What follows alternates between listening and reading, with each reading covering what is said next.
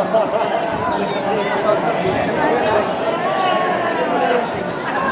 kapaksuan sa Pilipinas 1, hindi na na pwedeng tumungaw. Number 7, Captain Agro.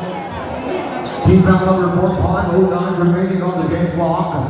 Number 1, Pastor Paruao. Paruao on the basket is strong. And the foul. Pass on defense.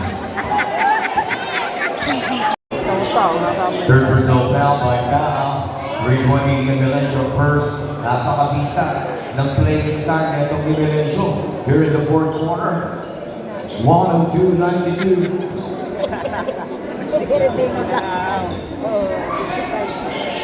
As a substitution, Milencio big contribution here in the fourth quarter. 10 points from the miss. No way out. Joey Morales.